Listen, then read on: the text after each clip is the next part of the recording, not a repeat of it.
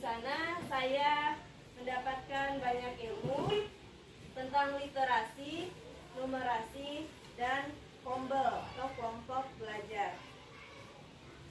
Sebelumnya, Bapak Ibu, adakah yang belum tahu apa itu literasi, numerasi, dan kombel? Lupa, Bu. Lupa. Belum tahu, Bu. Ada yang belum tahu? Oke. Pertama, kita ke literasi terlebih dahulu. Memahami literasi, teks modal, dan praktik pembelajaran menguatkan literasi. Dimana kalau kita memahami literasi, teks modal, dan mempraktikkan pembelajaran, itu bisa menguatkan literasi dari peserta didik. Capaian diharapkan yaitu peserta memahami konsep literasi dengan tepat sehingga dapat melaksanakan program literasi yang berdampak pada peningkatan kecakapan peserta didik secara signifikan. Peserta dapat merefleksi dan mengoreksi pemahaman berdasarkan konsep literasi yang dipelajari. Mengapa kita perlu memahami konsep literasi? Yaitu agar satuan pendidikan yang belum melaksanakan program literasi yang berdampak pada peningkatan kecakapan literasi peserta didik secara signifikan. Nah, ada apakah literasi?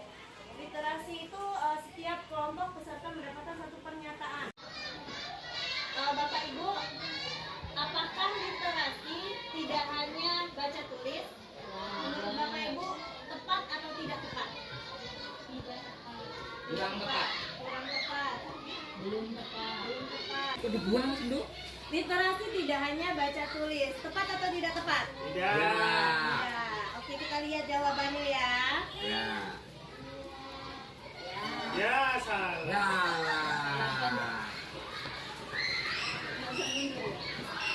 Jadi jawabannya adalah Dikasih buku. tepat. Literasi itu tidak hanya membaca dan menulis.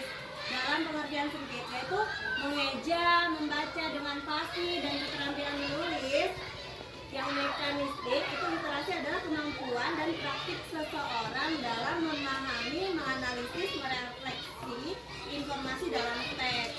Nah, literasi juga mencakup kemampuan memahami pesan dalam tanda-tanda non-linguistik, yaitu lainnya seperti gambar. Saya mau tanya, apakah teks untuk kegiatan membaca atau pembelajaran tidak hanya teks tulis? Benar atau salah? Tepat atau tidak?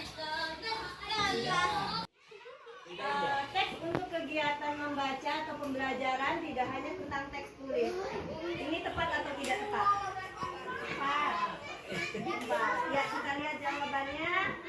Ya, tepat. Nah, saat ini bahan ajar dan media pembelajaran itu harus bersifat multimodal, yaitu menggunakan lebih dari satu model, bisa dalam bentuk tulis atau cetak, visual, aural, audiovisual, gestural, spasial. Nah, untuk mengoptimalkan stimulasi pemahaman dan kecerdasan majemuk peserta didik. Berikutnya, bahwa program membaca di sekolah itu bisa menggunakan buku bacaan apa saja yang tersedia di sekolah. Tepat atau tidak tepat? Tidak tepat. Kenapa, Ibu Riza? Karena buku Gak ketorong kali put. sesuai kemampuan Oke, menurut Bu Riza tepat atau tidak tepat? Tidak tepat. Tidak tepat. Kenapa Ibu Riza? Karena buku di sekolahan perlu dipastikan sesuai dengan kemampuan membaca dan melihat peserta didik. Oke. Buku bacaan yang lama. Nah, bukan hanya dalam bentuk buku saja ya Ibu ya, tapi ada seperti pojok literasi, poster yang tertempel di dinding sekolah, ada mading juga. Ya betul. Terima kasih Bu Riza. Selanjutnya, tidak tepat karena tidak semua siswa itu yang lancar membaca dia bisa memahami itu bacaan. Ya, berikutnya ada kegiatan membaca dilakukan dalam mata pelajaran bahasa saja. Tepat atau tidak? Tidak. Tidak.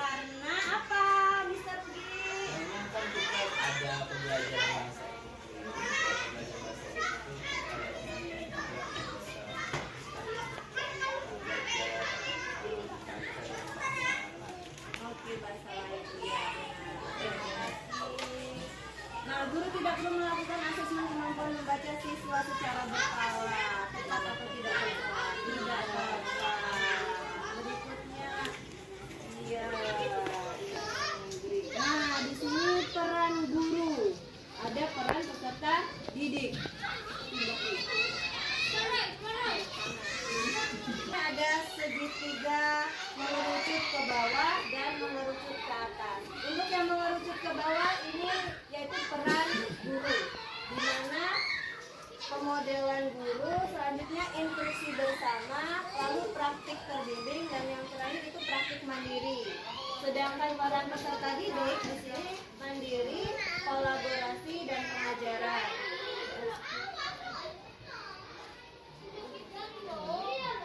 Nah, apa saja pemahaman Anda tentang konsep literasi telah terkoreksi?